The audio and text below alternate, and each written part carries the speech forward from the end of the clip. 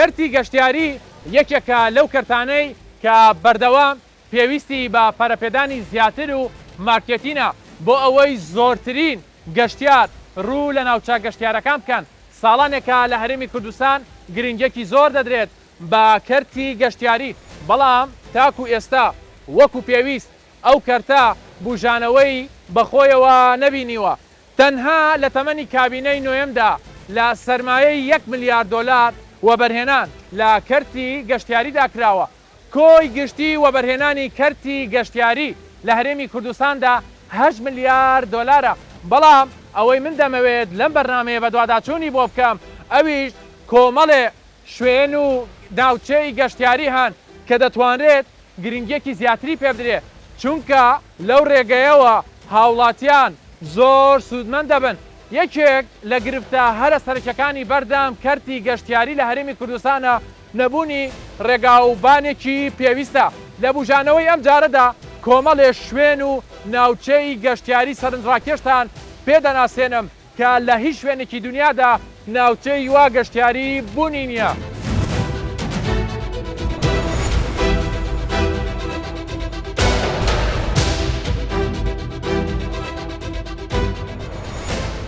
پێویستیەکانی کەرتی گەشتیاری لە هەرێمی کوردستان بە بازاڕکردنی کەرتی گەشتیاری، دامەزراندنی شاری گەورەی گەشتیاری، دابینکردنی خزمەتگوزاری بۆ ناوچە گەشتیاریەکان، نۆژەنکردنەوەی ڕێگاوبانەکان، دامەزراندنی کارمەندی گەشتیاری لە بازگەکان، دەرکردنی یاسایەک بۆ ناوچە شوێنەواریەکان، ڕاکێشانی گەشتیاری بیانی و جێبەجێکردنی نەخشەی گەشتیاری و بڵاوکردنەوەی هۆشیاری گەشتیاری و ژینگەیی. یەکێک لە ناوچە سەرنجڕاکێشەکانی هەرێمی کوردستانە تایبەتمەندێکی جیاوازی هەیە، بەڵام زۆربەی گەشتیاران ناتوانن بە ئاسانی بگەن بەم سروشتە ناوازەیە بەهۆی نەبوونی ڕێگاوبانی پێویستەوە و خزمەتگوزاری گەشتیاریەوە. لەو ناوچەیەدا گەشتیاران چی دەڵێن دەربارەی ناوچە گەشتیاریەکانی هەرێمی کوردستان؟ زين يعني بالأخص مصيف شنقل لە ڕاستیدا ئەم سەیرانگەیە لە هەموو ڕوویەکەوە زۆر باشە، بەڵام هەندێک کەم و کورتی لە ڕێگاکانیدا هەیە و تەسکن وا باشترا فراوان بکرێت، چونکە منداڵ و پیاوی بەتەمەن ناتوانن بەم ڕێگایەدا بڕۆن. ئەمەش بۆ سەردانیکەران هەندێک ناخۆشە. داواکارم ڕێگاکان فراوان بکەن و لایەنی خزمەتگوزاریەکەی زیاتر بکەن، چونکە ئەم سەیرانگەیە لە هەموو ڕوویەکەوە زۆر جوان و سەرنجڕاکێشە و پێویستە زیاتر پەری پێ بدرێت. شوێنێکی خۆشە، جگە لە ڕۆژانی پێنجشەمە و هەینی ڕۆژانە 2000 بۆ 3000 گەشتیار ڕوو لەم شوێنە دەکەن، چونکە شوێنێکی ئارام و دڵگیرە. باليوم 2000 سايح 3000 سايح يعني لين امان واستقرار هنا ما شاء الله. الله يديم عليكم ان شاء الله يا رب. جهن گەشتیاری هەرێما کوردستانê em pêdîfhendinînê ku markêt bihêne avakirin û dikan û ev bihêne çêkirin me pêdî cihê hatnûçûnê baş heye bû geşt û guzara bû geştiyara ku bişêm asanî hatnûçûnê bikin di vî siruştê û sayê ciwan da. Li vêrê da min divêt rexneyeka biçîk bikim ku ew yani ew geştiyarê tên yani gelek cihê ciwan nabînin ji ber xirabiya hatnûçan û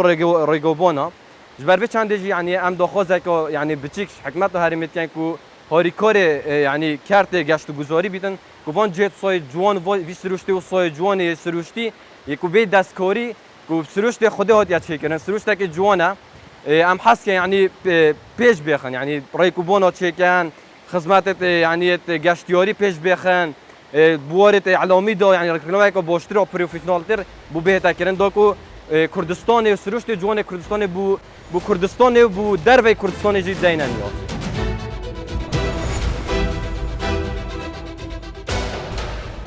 پارێزگای دهۆک یەکێک لە ناوچەکانی هەرێمی کوردستان کە لەم 1-2 ساڵەی ڕابردوودا زۆرترین گەشتیار ڕووی لە سنووری ئەو پارێزگایە کردووە و بەشێکی زۆری ناوچە گەشتیارەکانیش کەوتونەتە ئەم سنوورەوە. بەڵام کۆمەڵێک ناوچەی گرنگی گەشتیاری هەن کە بە گەشتیاران ئاشنا نەکراوە و بەرپرسانی ئەو پارێزگایە تایبەت بە پلانی کەرتی گەشتیاری لەو سنوورە چی دەڵێن؟ هەندێک شوێنی گەشتیاری سەرنجڕاکێشمانە ئێمە گەر سنووری پارێزگای دۆک وەکو نمونە وەربگرین سروشتێکی جوانی هەیە بەڵام وەکو پێویست ئاشنا نییە بە گەشتیاران هەم ناوخۆی هەم بیان ئەمە هۆکارەکەی بۆ چێگەڕێنەوە وەکو ڕێڤەبەریا گشتیا گەشت و گوزارێ لە پارێزگەها دووکێ بەردەوام هەمی بزافکردینە بۆ خردکردنا بازارگەریە گەشتیاری سنوورێ پارێزگەها دووکێ بۆ vê meremêjî me çendîn pengavavêtîne ku bi demê çend sala ev pengavetêne havetin şwana jî çendîn pêşangehên geştiyarî hatîne vekirin şwana jî li salaborî pêşangeha geştiyariya nêvdewletiya êkê پارێزگەها دووکێ هاتە vekirin vê pêşangehêda zêdetirî 140 kompanyan pişikdar bûbûn bahrapiteriya van kompanyan yên biyanî bûn demê hatîne nav vê pêşangehêda çendîn girêbestên karî navbera kompaniyên geştiyariyên parêzgeha duhokê û yên biyanî de hate îmzakirin bû wê çendê kul ayîndey kar li ser bihêta kirin piştbestina me nerbitinê li ser înana geştiyaran bît yên ku ji parêzgehên Iraqê têne nav parêzgeha duhokê da belkonûkê hemî bizafiyên têne kirin zortêrîn rêja geştiyaran ji welatên dewrober taybetî Bakurê Kurdistanê welatê Tirkiye bi şêweyekê giştî bênet nav parêzgeha duhokê da zêdebarî vê çendê jî di nava senterê parêzgeha duhokê da ji ber ku ew êmnahiya li parêzgeha duhokê bi taybetî heye û li Herêma Kurdistanê bi şêweyekê giştî û siruştê parêzgeha duhokê jî yê guncayek ku her çarwerzên salê da geştiyar qez bikene ev e boya egerek ku roj bo rojê vekirina bingehên niyên geştiyarî li parêzgeha duhokê berev zêde bûnê ve biçîtin ev sala da zêdetirî 20 bingehên niyên geştiyarî li parêzgeha duhokê hatîne vekirin û roj bo rojê jî vekirina bingehên niyên geştiyarî li parêzgeha duhokê berev zêde bûnê ve تایبەت بە هەلی کار بۆ گەنجان نوکە نێزیکی 12,000 کارمەندان li bingehên geştiyariyên سنوورê parêzgeha duhokê kar dikin me nehsad bingehên geştiyariyên moledayl parêzgeha duhokê hene zêdebarî ve çendê 250 havîngeh weko cihên siruştî me li sınûrê parêzgeha duhokê hene دهاتê me دهاتê hemî siyaha bora pitêrî ser geştiyayê biyanîne yanî Arabin bora pitêrî ji borî teqrîben 80 sadê ser Arab ya ya ser Kurdo ji helbesta bora pitê nizbe ser Arab ya em daxwazê yanî ji hikûmetê dikin yanî piçek hindek gorankariyê siyaha da biketin piçek ser siyaha yanî siviktir ser xelkê lêke ser dikandara evanû eng bînin siyaha sîlavê teqrîben 5-6 هفته حتی 8 عائله جی یلوه سیاحی داد جی نوکه یعنی هنده سیاحی دی و بینه هنده سیاحی کم کرینه و اگر یک کم کرنوی جی چیه اگر کم کرنوی مندوبن خلک که هنده سیاحی دی و اون پرات دنه مندوبا هنده سیاحی بندست خصنی هنده سیاحی دی سر خصنی هم دو خودش حکمت کن یعنی همیو وکو یک لیب کتبن راستی دهات ما سر گشت و گذاره یعنی موسم ما تقریبا همی و بدنا 3-4 هیف ما ام هیویداریش حکمت مثلا بوما یا رئیسی السیلاوی بوما گاراج مارینه نوکا لازم گاراج کی رئیسی بوما بیت چکرن گاراج کی موظف بیت چکرن 3-4 طبق بین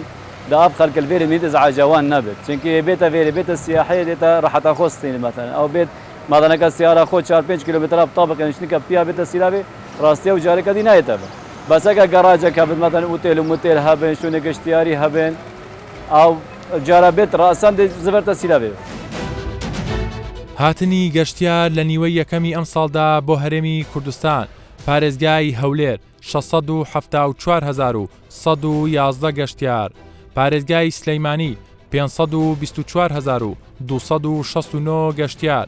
پارێزگای دوهۆک 716,451 گەشتیار ئیدارەی گەرمیان 147,482 گەشتیار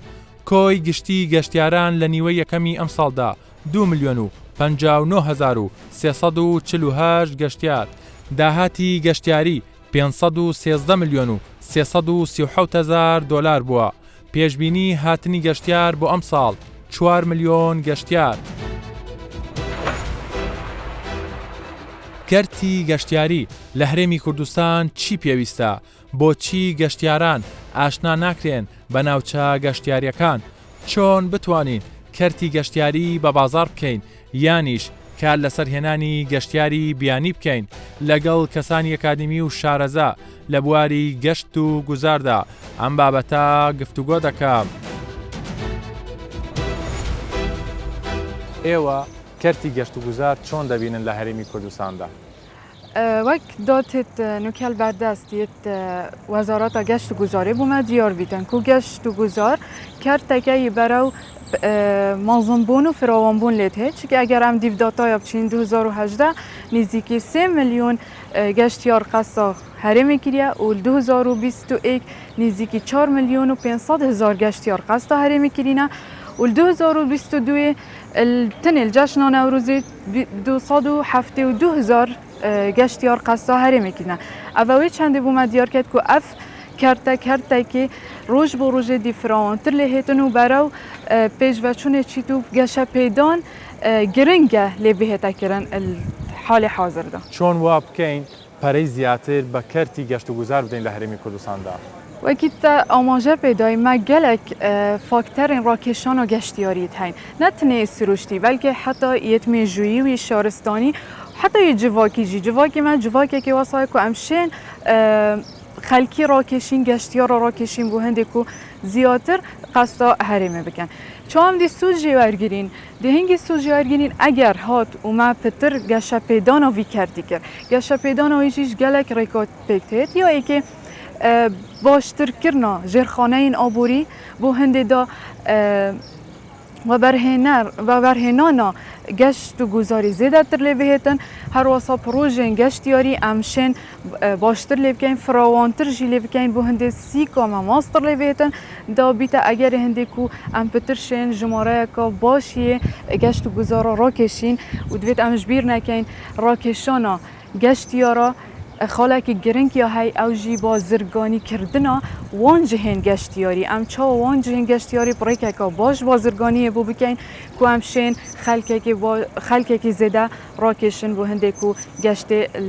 هەرێمێ بکەن. خزمەت گوزاریە گەشتیاریەکان لە شوێنە گەشتیارەکان لە هەرێمی کوردستان هەندێک جار دەبنە بەربەس ئاریشە ینی چۆنڵی کە ناتوانێت گەشتیار لەو شوێنانە بمێنێتەوە خزمەت گوزاریە سەرەکیەکان چیە لە کەرتی گەشت و گوزاردا؟ کەرتی گەشت و گوزار کادری مرۆیی دوێت تو ڕاهێنانی پتر بوو بکەی دوێت تو پتر وەلێ بکەی کوبشێت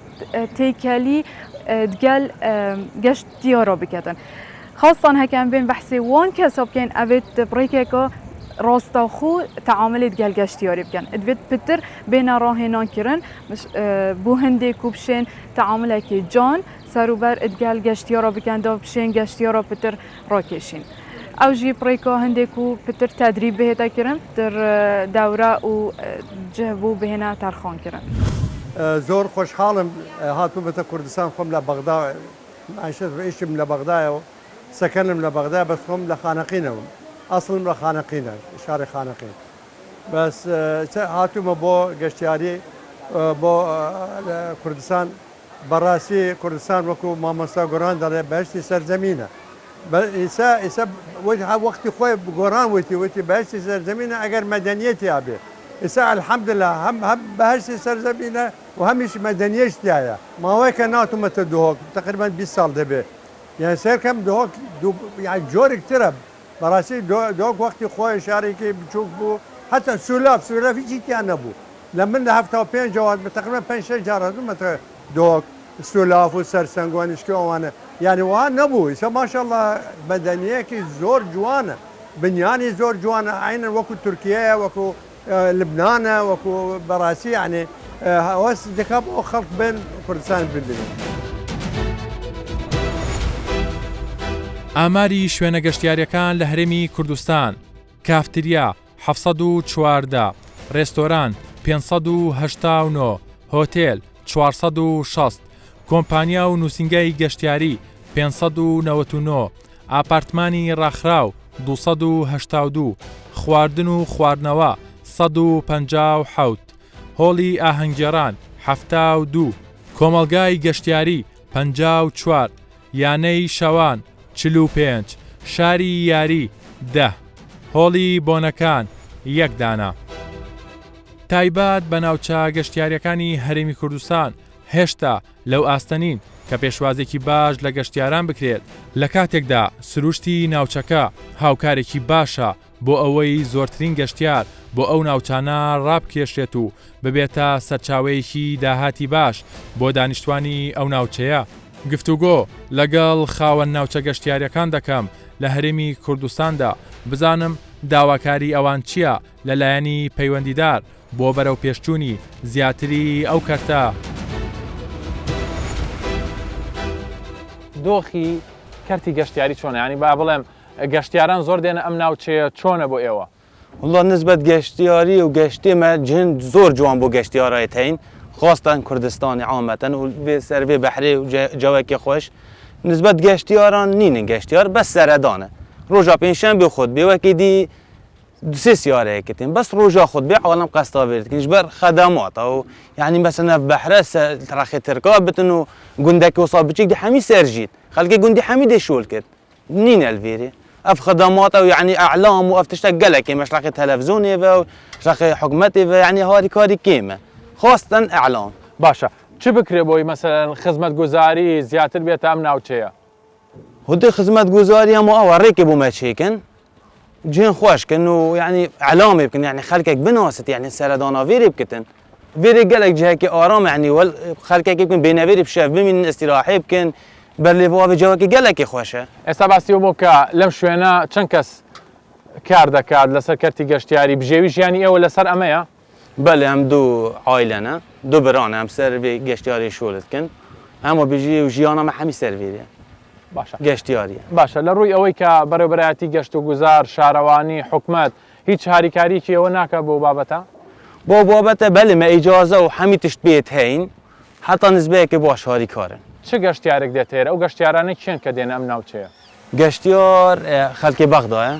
و ئێمە دووکێنە هەولێرە نزمەیەکی کێمی باسڕە. پێت باشە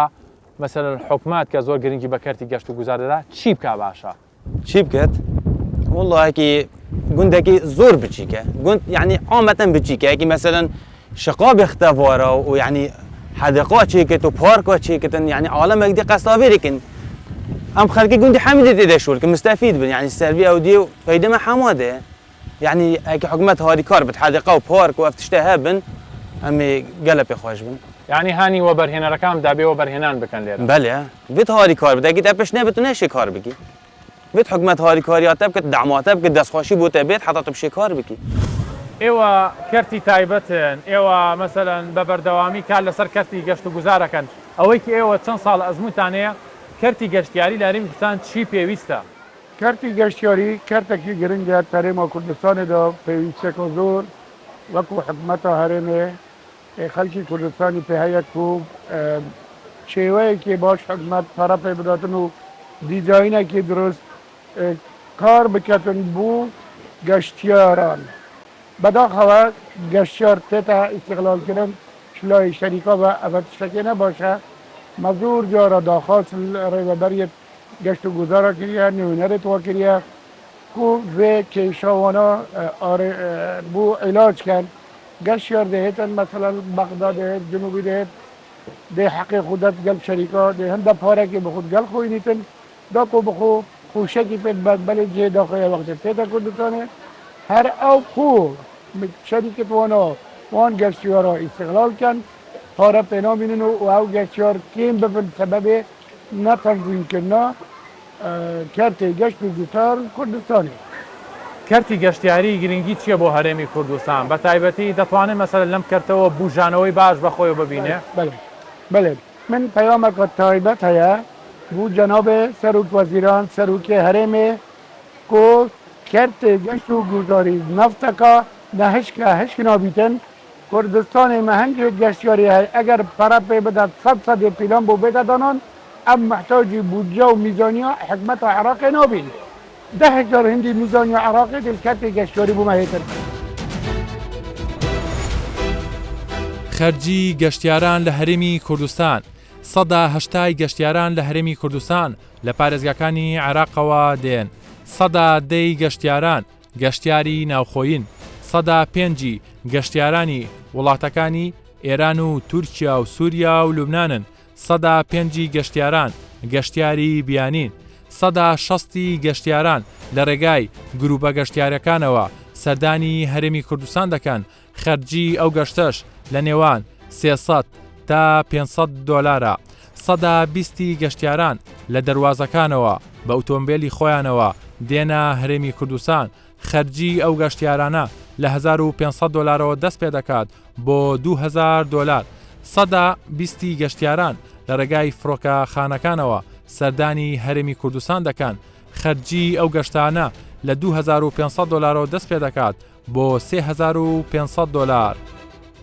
بەبەراورد بە ساڵانی ڕابردوو وەبەرهێنان لە کەرتی گەشتیاری بە ڕێژەیەکی بەرچاو زیادی کردووە. ئێستا کۆی گشتی وەبەرهێنان لە هەرێمی کوردستان لە کەرتی گەشتیاریدا 124 وەبەرهێنان پێک دێنێت. ئەمەش ژمارەیەکی دڵخۆشکەرە و پلانی نوێ چییە بۆ زیادکردنی وەبەرهێنان لە کەرتی گەشتیاری یانیش هانی گەشتیارانی ناوخۆیی و بیانی بدرێت کە وەبەرهێنان لە کەرتی گەشتیاریدا بکەن. ئەگشتی دۆخی وەبەرهێنان لە سنووری ئەم پارێزگایە بە تایبەتی پارێزگای دووهۆک چۆنە؟ بەڵێ هەڵبەت لەسەر دەمی کابینەی نوێمی حکوومەتی هەرێمی کوردستان ینی وەبەرهێنان گۆڕانکاری گەورەی بەخۆوە بینیوە. ینی پێویستیا خەڵکێمە هەنیەکەرم بژین ینی جوورە جوور پێویستیا خەڵکیێمە پێویستیا شارێتمە چ بووە ئەمە ئەویە کریە دەلیڤێن وەبەرهێنانێ. بەرهەندێ ینی سکتەرێن گشتیین کوت کارنامە حکوومەتە هەرێما کوردستانیش داهاتی ئەم بژین پیشەسازی گەشتیاری و چاندن ئەvە سەرپشکا پرۆژێت مەبووینە پارێزگاها دووکێ و زیدەباری ئەو پێتیڤێن ژێرخانە ئابوووریە هەر دەڤەرێکی ینی پرۆژێن پەروەردەی پرۆژێن تەندروستی ئەvەژی دیسا بەشێک بووینە ji projên me sınûrê parêzgeha Duhokê ku ev gorankariyeke bû cara êkeye plasî jî ku em bişên evan buwara hemiya pêk ve moleta pê bidin renge berî nû kezêdetir xasta weberhênerî heza weberhênerî bûye bes nûha pê da pitir ew pêwîstiya xelkê me pêwîstiya şarêt me ew dibine proje ew dibine delîvên weberhênanê. زۆر باشە. ئێوە هەمیشە وەکو لایەنێکی پەیوەندیدار باز لەوە دەکەن کە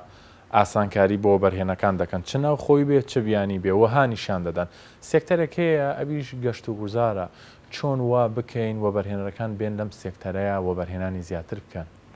بەێ گەشتیاری بوارێن گەلەن گرنگە هەنی تایبەت ژێک ئەم بەحسێ پارێزگاها دووکێ بکەین ینی مە ئەو سروشت و ئەو ژینگەی زۆر جوانی هەیە کە زۆر جار ئەنی مە باز دەکەین کە دەبێتە پایتەختی گەشتیاری کوردستان. لە سەردەمی کابینانە هەیە حکوومەتە هەرێما کوردستانی ئەوی بواری گۆڕانکاریت مازم خۆدا برینە ئەنی پرۆژەهاتی ئەنجامدان و ئەچێن بێژم سەر ئاستی هەرێما کوردستانی و عێراقێژی پرۆژێن یەکەم بووینە پرۆژێن مەل هەمی قەزایە ینی نەبتنێ مرکزی پارێزگاها دووکێ مەل قەزا ئامێدیە پرۆژێ هوتێلابەری هەیە کونوکە قۆناغن گەلک باش دەرباسکرینە ئەل سنووری ئاکرێمە ئیشاری یاری و ئەڤە هەبووینە ئەنیل زاخۆمە پرۆژێن گەشتیاریەت هەبووین بەرهەندە ینی گەشتیاری ئەکو ئەم بێژین پیشەسازیا کەسێک و کوردستان ژینگەهەکە گەلک جوانە گەشتیاری هەیە هەوڵێت مە بۆ هەندێنەک و ئەم ژێرخانە ئابوووریە گەشتیاریە وان دەڤەرە ئامادە بکەین بۆ گەشتیار کە سەردانی کوردستانی دکات بشێتن جهەکی هەم سروشتێکی جوان هەمژی ئەو پێداویستیên yên manevê yên xweşguzerانî merafaqet reîsî têda hebin ku em bişên geştiyara Kurdistanê beyne qûnaxeka baştir. پرۆژەکانی گەشتیاری چەندن لە تەمەنی کابینەی نوێمە ینی چ پرۆژەیەکی گرنگ ئەنجامدرا مۆڵەتتاندا و بە کەرتی گەشتیاری لە ماوەی ئەم سێ ساڵەدا؟ بەێ هەڵبەت سەردەمێ کابینانەیە حکوومەتە هەرێما کوردستانی مەل سنووری پارێزگاها دووکێ 46 پرۆژە هەبووینە ئەنی ڕەنگە وەکو ژمارەێکی گەورە نەبیتن بەس ناڤڕووکاوێت شتێکی گەلک ڕێکوپێک و جوانە هەر وەکو کارنامە حکوومەتە هەرێما کوردستانی داهاتی ینی شوان 46 پرۆژە نە پرۆژە گەشتیاری بووینە ئەنی ئەم شێن بێژین نزیکی سولسەکە و پرۆژە گەشتیاری بووینە دیساژی پیشەسازی نە پرۆژە بووینە پرۆژێن چاندنێ هەشت پرۆژە بووینە ئەنی پیشەسازی خۆراک و خۆراک و چاندن ئەڤژی هەشت پرۆژە بووینە وەکی دیژی پرۆژێن فێرکردنی سێ پرۆژە هەبووینە پرۆژێن وەرزشی سێ پرۆژەمە هەبووینە ئاکنجی بوون تەنها دوو پرۆژە بووە لە سەردەمی کابینەی نەهێمی حکوومەتە هەرێما کوردستانی و بازرگانی یەک پرۆژە هوەریش یەک پرۆژەمان هەبووە.